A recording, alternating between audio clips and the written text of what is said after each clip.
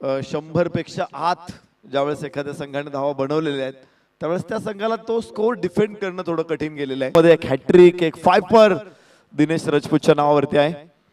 फुल toss होता, mid विकेटला आहे आणि 6 धावा. पाठलाग करताना अजून 100 पेक्षा जास्त धावांचा पाठलाग यशस्वी नाही झालेला. इथे 83 करायचा. स्क्वेअर लेगला क्षेत्ररक्षक समोर आहे. टॉस मोठा आहे. धावा 4 खेळलेले. विशेष म्हणजे मिड विकेटला क्षेत्ररक्षक तिथे असताना तिथे 2 चौकार खेळलेले आहेत आणि पुन्हा तिथेच आहे. इथे टॉस मोठा नाही राहिला. क्षेत्ररक्षकाच्या हातामध्ये पोहोचला चेंडू. 1533 साली एकनाथ महाराजांचा जन्म झालेला आहे. म्हणजे इंग्लंडमध्ये खेळाचा शोध लागला त्याच्या आधी आणि त्या मधल्या काळात त्यांनी अभंग लिहिलेला असेल. जर एकनाथ महाराज क्रिकेटवरती अभंग लिहितात, काय सुंदर फटका गॅप आहे तिथे पॉइंट बॅकफुट पॉइंट मध्ये आणि त्याच्या बॅट मधून आलाय.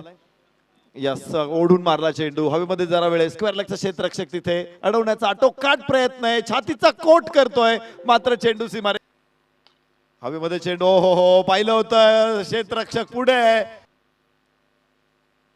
कनेक्शन तर आलेलं आहे. क्षेत्ररक्षक तिथे 1 धाव, 2 धावा येणार का? नाहीये. 1च धाव मिळणार आहे तिथून आणि 5 धावांची कमाई इथे होणार आहे. यदा यदाई धर्मस्य ग्लानिर्भवति भारत.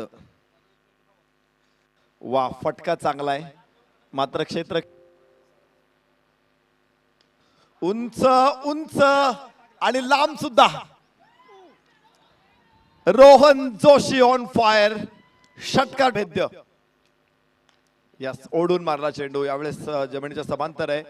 क्षेत्रलेदार आहे तो. एकटा लढतो इथे. पावनखिंड लढवतो. ओहो, काय शॉट आहे. अप्रतिम. देख ना.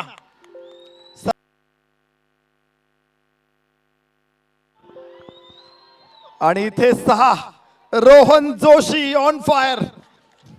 लेता है नर पर्वत के जाते पांव उखड़. मानव जब जोर लगाता है पत्थर पानी बन जाता है. रोहन जोशी आज